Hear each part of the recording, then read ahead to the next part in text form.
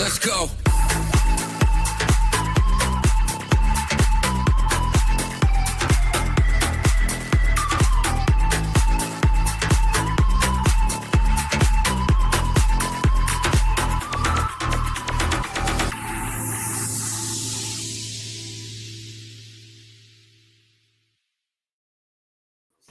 Hello, ladies and gentlemen, and welcome to the Villa Park podcast.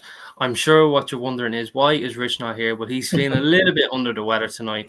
I am joined, however, by a good friend of ours, Dan Lambert from At the Villa Home, and we are joined by Ger Lynch of the Leeds View podcast. Ger, thanks for taking the time and joining us. How you doing, mate? Yeah, I'm good. Thanks for having me. My brother's a Villa fan, so this one's a little bit close to home, you know? Well, absolutely. And just before we get started, folks, we are just over 6,100 subscribers. We are on the way to 10K. Please help us get there. And if you want to become a member, it's only $1.99 a month, less than a pint of Guinness, to be honest with you. And in Ireland, it's a shocking absolutely price where it's going. But $1.99 a month. Please get involved in whatever way you can. So, Ger, Leeds United, that's purely the focus here now this evening. So what are you expecting out of this match? Absolutely nothing. It's all hope, and the expectations are very low right now at Leeds. It's a home game. Our home record's pretty decent. I was looking at your away record this season, which isn't your stronger side of your form guide so far this season. And I got a little bit excited and went, oh, hang on a second here. Their away record's not great. Our home record's pretty decent. We might get a point out of this game. So Leeds need a result. Leeds badly need a result. They've had one win in their last five. They've had two defeats in the bounce away from home. And the home record has been kind of just keeping us on that 1 point per game average that our manager likes talking about every single week.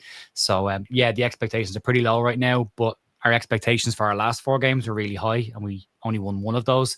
And we're coming into a game against a run of games against Aston Villa, Man City, Chelsea, and Liverpool. So right now the expectation level is if we can get a couple of points along the road here, it'll be a decent block of four.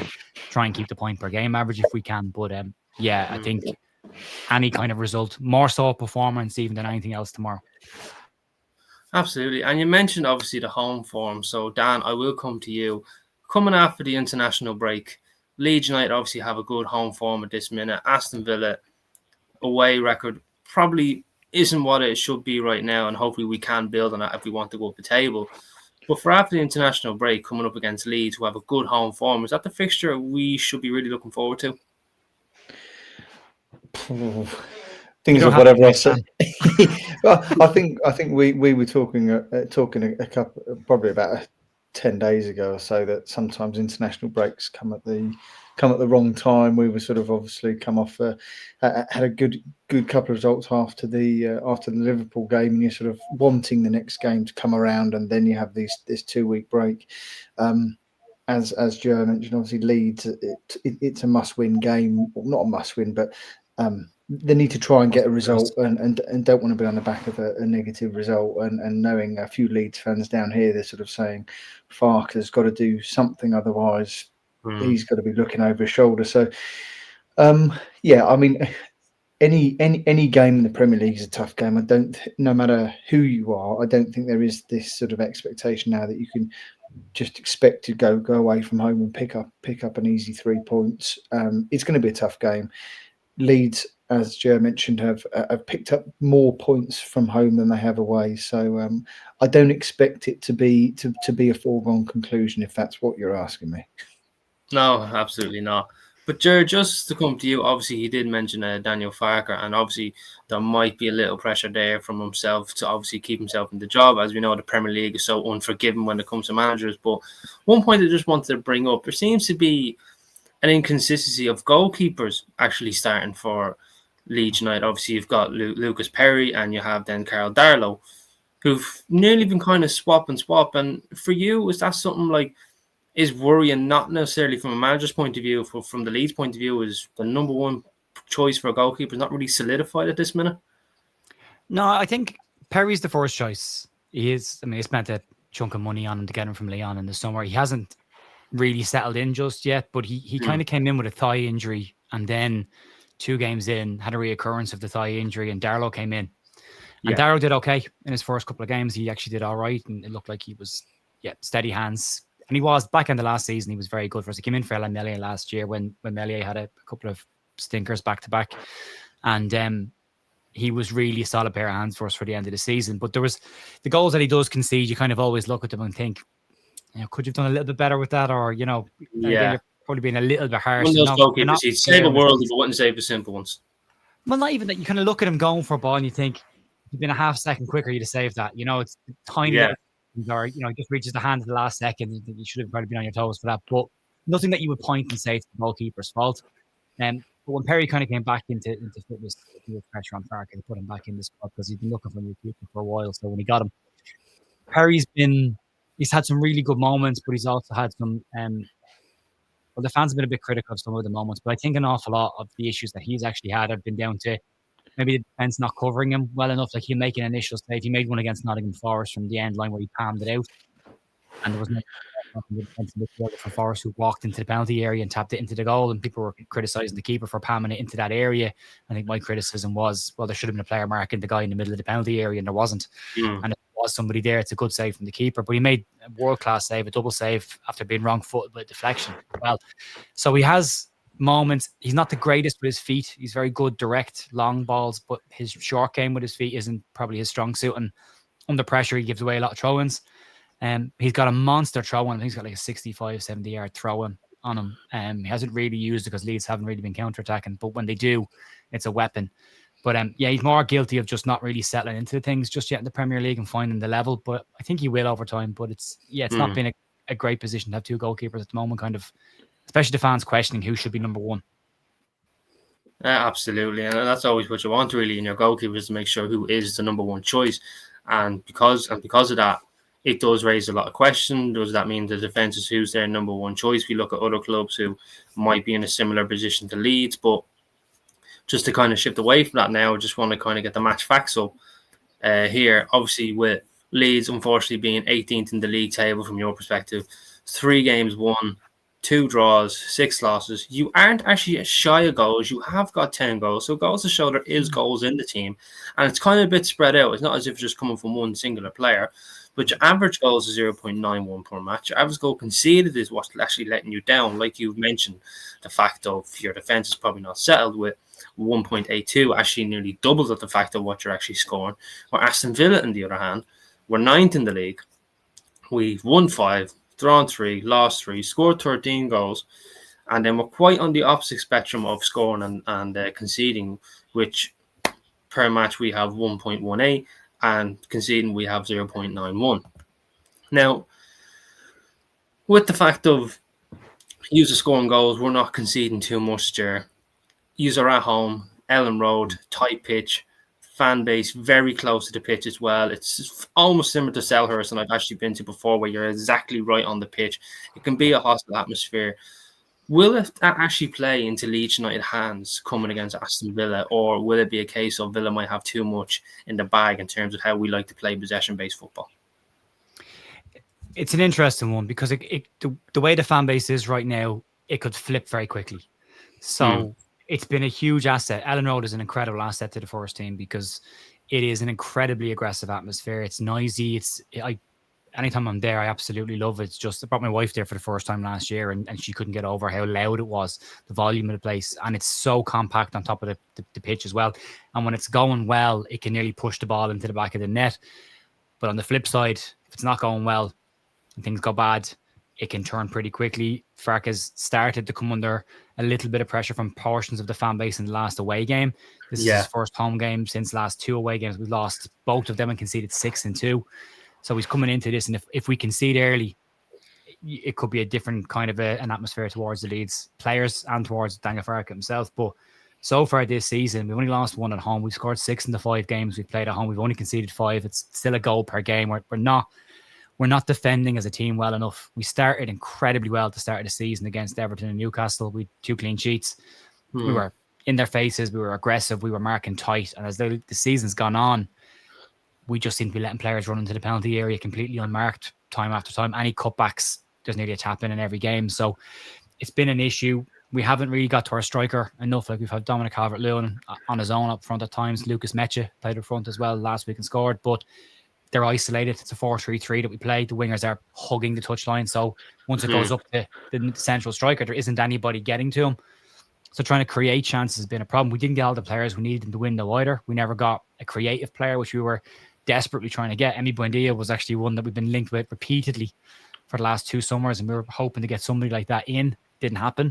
So we're left a little bit short. So we've kind of had to make do with a workman-like team and try and force our way through games. But it's at home, it's working okay. Away from home, there's glaring issues. But the fan base and Ellen Road right now is where Leeds need to focus on getting all their points. Leeds need 9 wins and 10 draws, or 10 wins and 10 draws to stay up.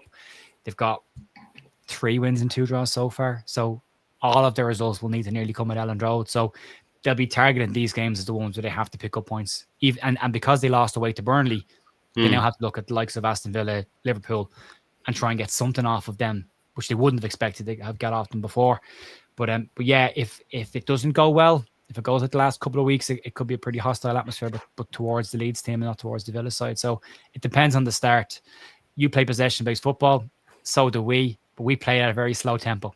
It's not our strong suit. We went out and bought players in the summer that were all over 6 foot in height, that were runners, physical players, massive running stats. And we started playing that kind of football, direct football, aggressive football. And as the season's gone on, we've dropped back into what we did last year in the Championship, which was slow build up from the back. And the players that we have just aren't set up for that. So we if you've got a high press, it'll cause us problems. And if you can get to the end line, it will cause us problems.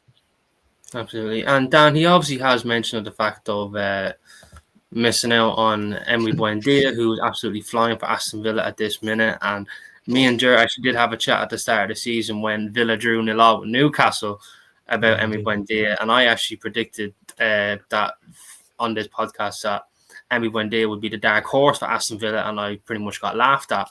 And now look who's now. But anyway, obviously he's mentioned... Man, there were Leeds fans who did not want Emi Buendia. And on my live stream tonight, I had people saying, I actually didn't want him in the summer. I'd bite your hand off for him right now. So that went both sides. These fans were like, we don't want him. Don't want him. Like, are you mad? Well, look, he would be fantastic. Obviously, yeah. Well, look, obviously due to the fact of the last 2 years that he's had, but obviously he's turned it around. But Dan, he's obviously has mentioned the fact of missed out on Buendia, not creating enough. And an important point that Jared just made there is the cutbacks. Now, we all know Villa love a good cutback at this minute, getting their goals from there or getting goals from different areas, which Leeds are tending to struggle with.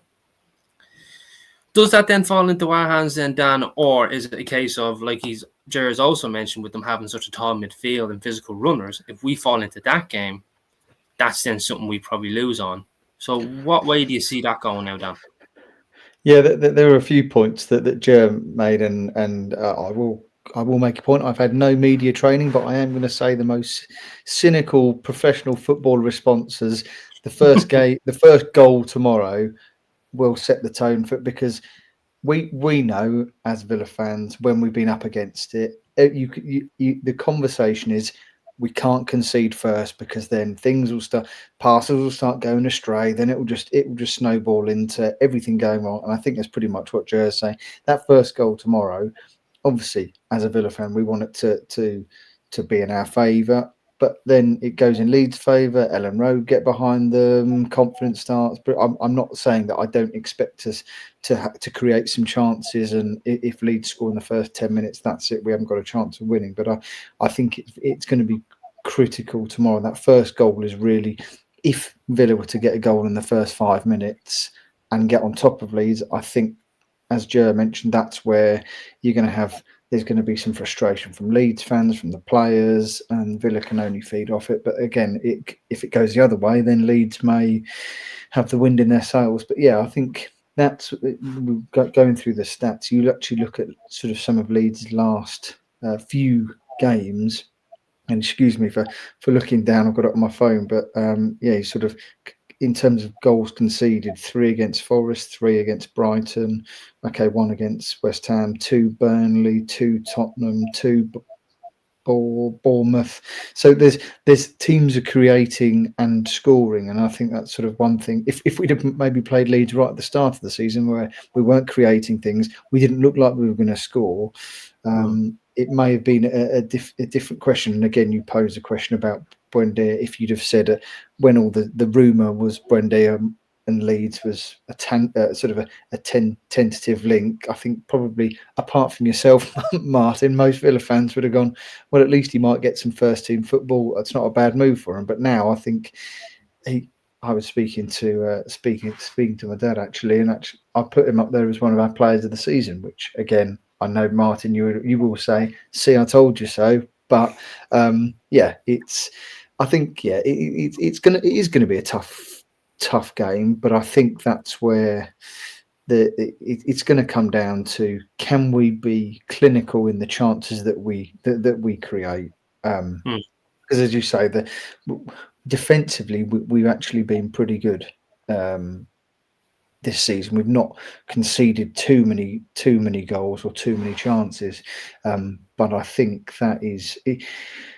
Joe mentioned, and I have to be honest, I haven't watched much, if any, of Leeds. The one game I did really watch was because I wanted to see Jacob Ramsey's debut for Newcastle to see how we get on, and I think he got subbed after 24 minutes because he got injured. But other than that, I don't know too much about Leeds. But obviously, they mentioned about buying some big players, and I think that midfield battle is going to be key. If Onana starts, he's obviously 6'5", 6 foot. So there's going to be some battles in the midfield, but I think it's going to be those pockets and making the most of the chances that we potentially could create around the area, and not letting Ellen Road, having been there a number of times, not letting the crowd get behind them, because as Jer said, any fan of their own team at home will say the home crowd is the 12th man. But having been there when Leeds have when Ellen Road has been a bit boisterous, it was a little bit boisterous when I was there for the Jonathan Codger incident in the Championship. I think it was like I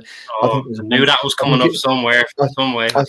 I think it was the bank holiday Monday around Easter, and not just, but that was possibly just the most boisterous I've ever been in any ground, because no one really knew what was going on, who was, and then obviously Pontus Jansson tried to stop it. We could do a whole podcast about that game. So, but yeah, that was a game where if Ellen Road and the crowd at Ellen Road get behind their team, it's a really difficult place to go and play football. So it's going to be tough, but we need to make the most of maybe Leeds' fragility to try and keep that sort of crowd on the down low, really. Absolutely. And just going off, since Daniel there has mentioned obviously the last few fixtures, but just in the last 5, Jer, obviously all being Premier League, Villa have won 3 out of 5, only drawn 2. Unfortunately, Leeds have not actually won any games against LA from your perspective. But just going off the fixtures here, 2021, it was 1-0 away from home. The 3-3 draw where we were 3-1 up and Leeds absolutely brought it back. The 3-0 away win where Callum Chambers absolutely launched it into the top corner. I thought I'd never see the day where he actually scores a goal. 0-0 draw then, and then winning 2-1 in 2023. And obviously then hadn't played you in the Premier League up until now. But just going off them games, Jer, it's not actually shy of goals this fixture, is it? No, it's been a good fixture for goals, but then I think it was different times as well, especially during the COVID season. Paddy Bamford's hat trick, which my brother, as a Villa fan, hates Patrick Bamford with a vengeance. So I was very happy that day when he scored a hat trick against Villa. But yeah, there's been plenty. I mean, if you look at the longer history in the Premier League between the two sides, played 15, won 4 each, drawn 7. So there's a lot of draws in this game as well between these two sides. So, and again, I was looking at the Villa away form and 1 win, and I was looking at the Leeds home form and 2 wins and only 1 defeat, and I was thinking this game has a draw written all over, and it could be a score draw as well.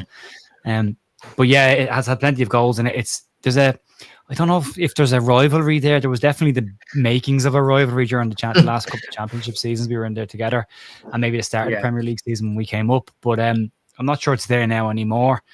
But this game will be decided for Leeds in the first half. Leeds scored over 70% of their goals in the first half, and they score less than 11% of their goals between the last 15 minutes of the game. So Leeds have conceded more goals at the end of games than they have at the start of the game. So Leeds will tend to come out all guns blazing. Will start quick and try and get a goal early. And then Daniel FARKE has had a tendency then to once the second half is kicked off, and this is a trend, unfortunately, that's been pointed out this season, is Leeds start to sit back in the second half and sit on the 18-yard line and try and defend. And it hasn't gone particularly well when they've done that. They've conceded nearly every time they've done it. But they've conceded late in games. West Ham scored. Leeds were absolutely playing West Ham off the park at Ellen Road, 2-0 up, coasting at half time. We thought we'd come out in the second half and just add a third, add a fourth, while they were still finding their feet under Nuno. And we didn't come out in the second half. We just stayed in our own half. The front press stopped. We didn't put anyone in the opposition half on kickouts. We just sat back. And then it took them to the 80th minute to score, but they did score. I finished 2-1. It looked a much tighter game than it probably should have been. So for me, if there are going to be goals in this game, it tends to come in the first half for Leeds. Again, for and against.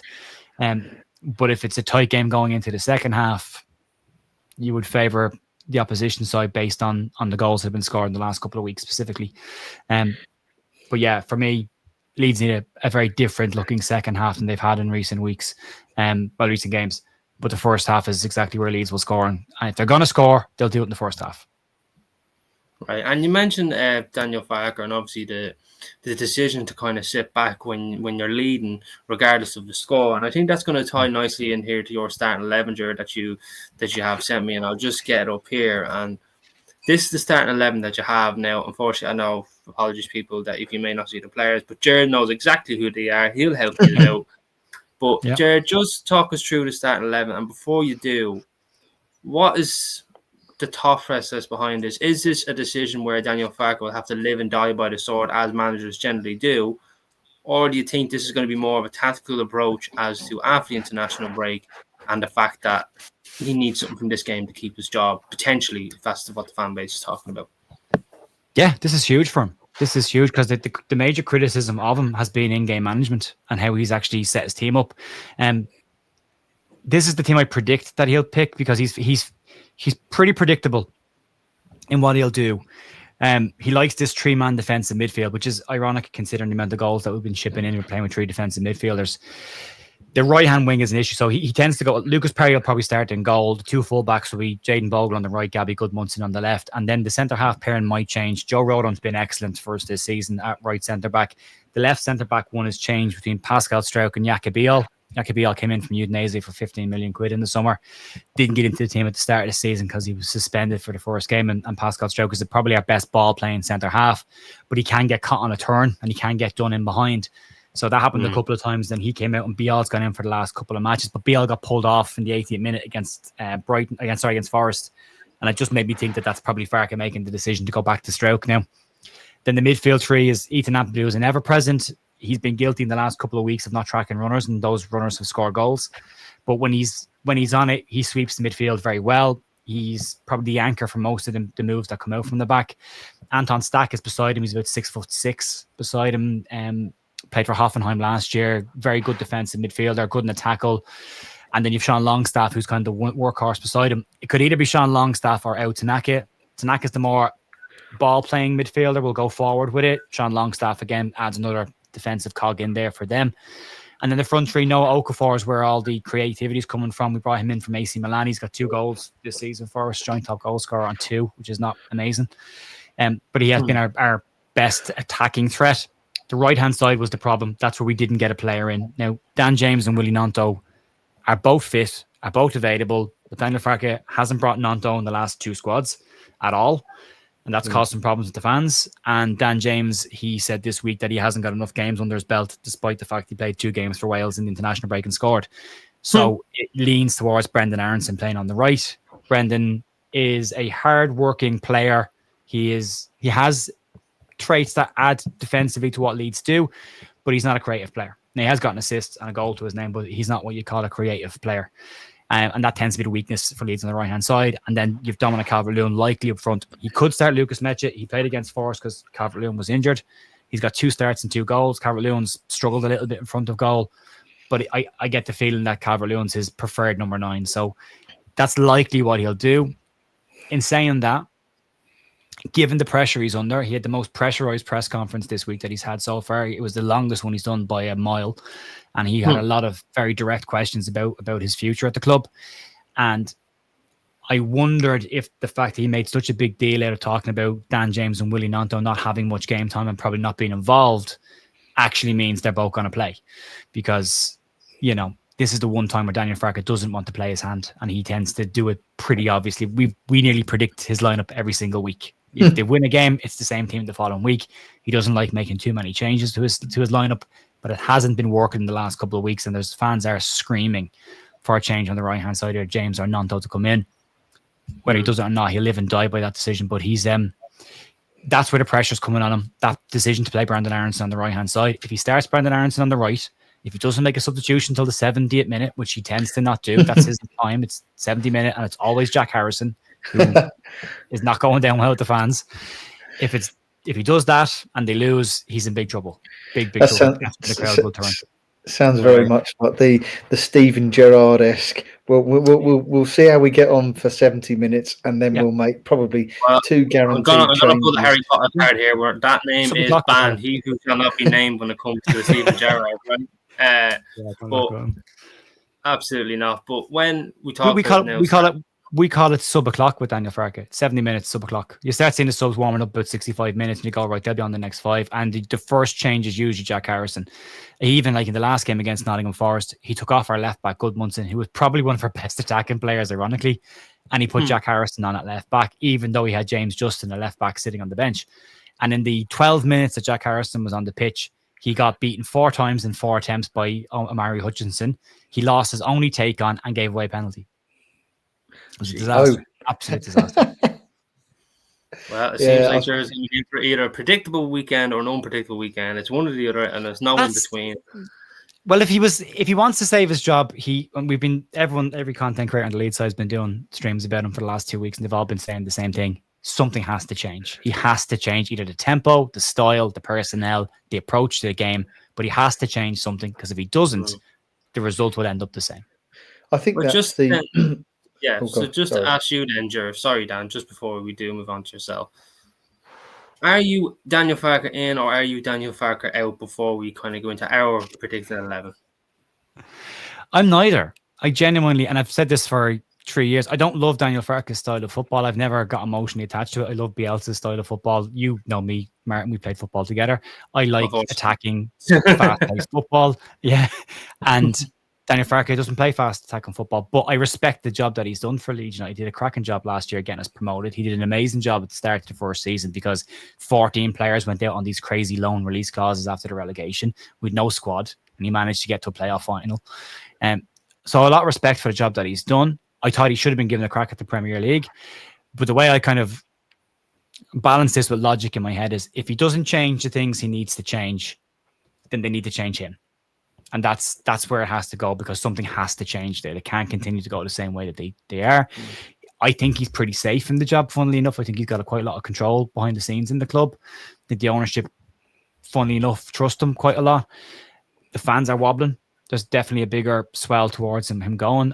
And the way I've kind of said to a lot of people that I've spoken to is, the easiest and the most stable course of action for Leeds is that he fixes the issues and we start picking up a couple of points and we move forward. The instability is if we have to change the manager. You're more on the side of a business sense of view, in terms of if he changes, then he's still in the job. But if he doesn't, the owners need to look at the fact of, right, we need someone to come in now and change this for themselves. So you're more in the sense of it's a business thing as opposed to just pointing the finger at the manager. Oh, I don't dislike the man at all. It's not a personal thing with me. I think we're conceding the exact same goal every week. And it's the same issues every week. It's the same players every week. And it's pretty obvious to everyone. Like, we're actually talking about ball watching. Like, that's a problem. And I'm like, we're talking about professional footballers in the Premier League, and one of the issues is ball watching. Like, my 9-year-old nephew is currently playing football, and they're teaching him about ball watching. I'm like, are we seriously having this conversation? But it's happened week in, week out. So that's the issue. And if he won't change the style of play. Now, he hasn't been given all the tools. He was definitely backed. He was given 108 million, but he did miss out on one creative player. But he got all the defenders and all the defensive midfielders he wanted, and we're still shipping goals. So for me, if he can shut the back door and stop the goals going in, then we can build on it and move forward. But if we keep shipping 2-3 goals per game, you've got to do something. You can't 11 games into a season let apathy set in and then just go, right, well, that's it, we're relegated and we just accept that now. You've got to do something to try and stay in the division. So for the best will in the world, as I say, either he changes things and we move forward, or they change him and we move forward. But either way, Leeds has to move forward. And I'm very much a badge on the front of the shirt and not a name, or on the back of the jersey, your name on the door. So it's whatever's the best course of action for Leeds. But I think I said last week on our podcast, if we see a similar performance against Aston Villa at home that we've seen the last 2 games, then it needs to be changed. But I hope for the club, and I hope for his sake, that doesn't happen, because the instability that causes in the club has its own set of problems, with 3 really tough games coming up in Chelsea, Liverpool and Man City. So you don't want to walk into them with no manager and trying to get somebody, attract somebody at this point of a season to try and make sure you stay safe. And there's not a huge amount of money there either, like, because apparently we've maxed out on PSR. So you're going into January possibly looking at selling a couple of players to try and rebalance the squad, or try and get a couple of players in on loan, maybe with obligations at the end of the season. So it's not perfect situation at the moment, but there's a lot of things he could do to help himself. Okay. And Dan, just now to ship away now from Daniel Farke and now come to on a little bit of an Aston Villa perspective, is our starting 11. So what we have here, I'll just name them out very quickly. Emi Martinez in goals, Matty Cash right back, left back Lucadinha, centre half partnership of Ezri Konsa, Pau Torres, double pivot of Kamara and Andre Onana. So sorry, Amadou Onana. Jeez, that's not his name, mate. Morgan Rogers in the attacking midfield, Emi Buendia out on the left, Ollie Watkins up top, and then John McGinn on the right. Now, what do you make of that starting 11, Dan, coming up against Leeds? And then, Jer, I will come to you after and get your little perspective on that. Yeah, I think it wouldn't surprise me if it was similar. Obviously, I don't know what I know that Emery said it was going to look at Onana, Konsa, and a couple of others, I think, today. Yeah, that's right. But I think it was funny. This isn't to divert and talk about how poor Liverpool were, but it was funny that Arne Slot said that Andy Robertson wasn't in the Liverpool squad for personal reasons, i.e., basically meaning he's been on the piss for the last 4 days. And yes, so it'd be interested to see what level of training John McGinn has put in since Tuesday night. But no, it wouldn't surprise me if it was something very similar to that. And I think not diverting too much sort of back to sort of Leeds and FARKE and what have you. We were in a very similar position with Emery, that things weren't working, and when it works, you forget about the sort of maybe the slow build up, because you're picking up points, and I think just everything gets magnified when that's not happening, and you think we just need to do something to change it. And I think Emery's managed to get that balance.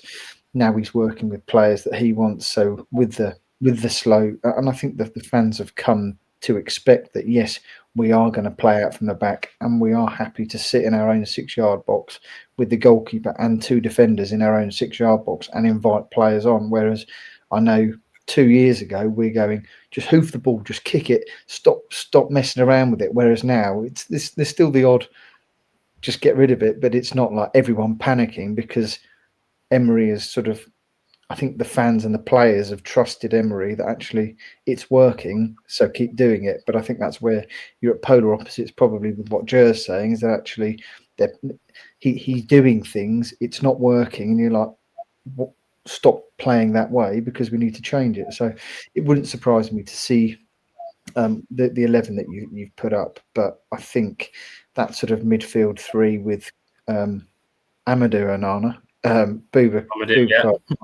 Boubacar Kamara, and I can't even remember who you had just in front. Morgan Rogers.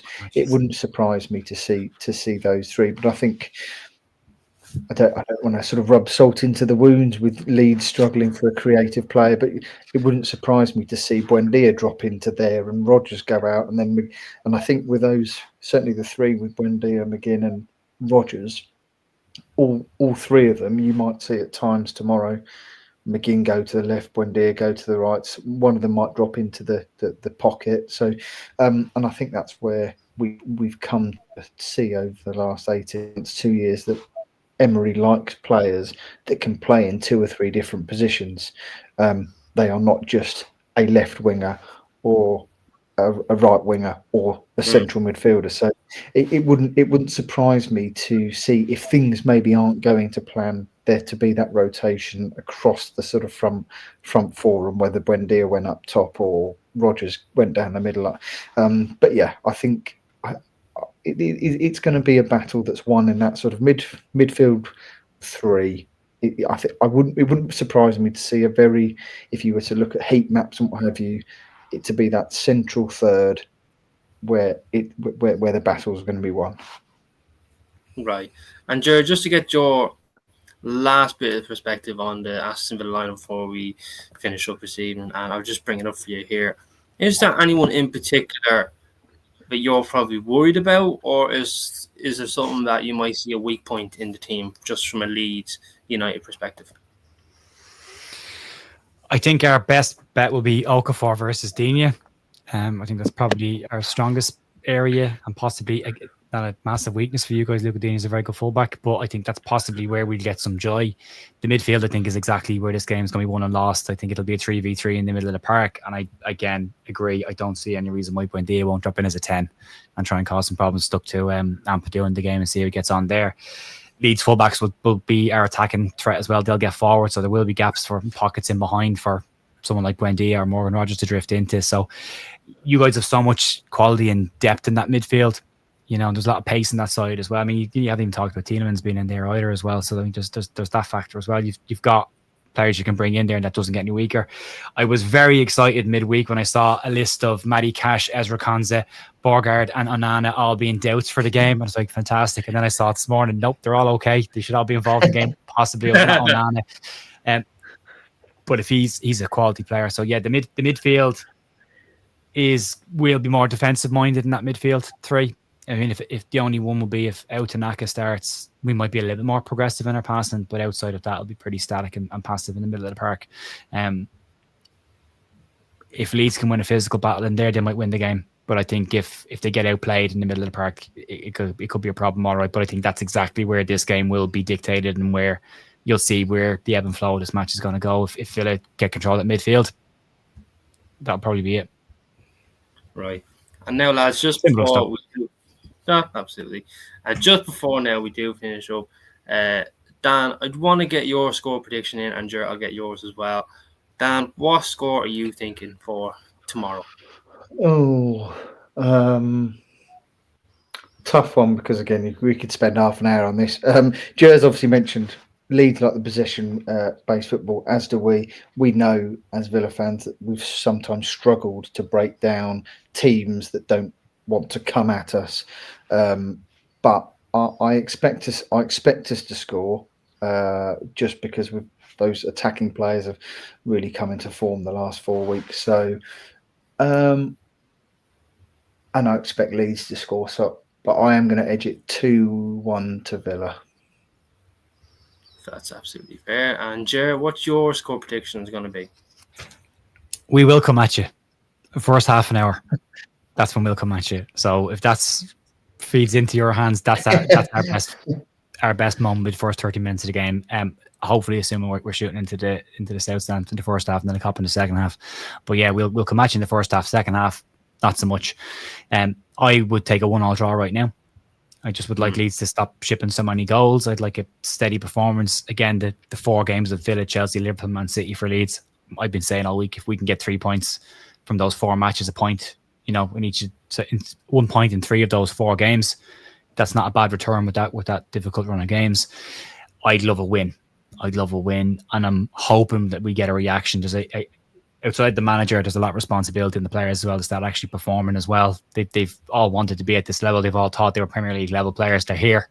They've got to start taking accountability themselves and doing their jobs better. If they do, we could get something out of this. It could be a 2-1 to us, but I think Dan's probably right. I think it might be a 2-1 either way. I would take a 1-1 draw right now if I was asked, which you asked me. So yeah. Lovely. And I'm just going to put my little prediction in. I personally think it'll be 3-1 Aston Villa. I feel like, Jerry, you are right. I do feel like Leeds will go easy, will you? Yeah, well, look, I'm sorry. You know me too well now, Jerry. I don't do anything by the easy. But I do think you're right. I do think you are going to come out possibly on the front foot, try and get that early goal in Ellen Road. And if what you are saying is correct, the fact that Leeds like to sit back and then typically concede loads of goals, then I feel like that will fall into our hands to try and unlock something, and that's why I think it's going to be 3-1. So you're probably, thank you very much. You're probably going for a Buendia hat trick as well, Martin. It's absolutely you know what? not. I'm not going to rub salt into the wound now. I might be vicious, but I'm not going to rub any salt into the wound. But it's made for it. It's made for Buendia to score in this game. I keep saying, we give so many free kicks away on the edge of our penalty areas. Like, please, of all the games, don't do it in this one, because it is made for Buendia to put one in the corner. Just before I pass back to Martin, because I know he's going to end it soon. Did Buendia play under FARKE at Norwich? Yeah. He was his guy. He was his guy in Norwich. He had him in the championship. Everything went through him. Playing kind of more on the left hand side coming in, and then when they got to the Premier League, the first time he had him, they got relegated. Had him again. Then they got promoted. They sold him that season when they got promoted. Right, okay. That's when they sold him. But he's been trying to get him for 3 seasons. We tried to get him last January, and I think the issue was Buendia wanted European football, so he went to Germany instead to play European football rather than come to us in the championship. There we have it. It's written in the stars, Martin. Yeah, there we go. Yeah. Well, look, sure, thank you very much for coming on this evening. Thank you for taking the time out to talk to us about Leeds United and, of course, your perspective. Where can we find you, Ger? What podcasts you do, just for the people out here? Yeah, the YouTube channel is the Leeds View, and on X as well, it's LUFC_The View, and then on Instagram as well, the Leeds View. So yeah, plenty of places. Lovely. And Dan, we'll probably find you at your household, but considering you said you are the Villa home, so we'll probably find you in your house somewhere. But obviously, lads, thanks very much for coming on. People, always remember, we do follow the Villa. Sláinte.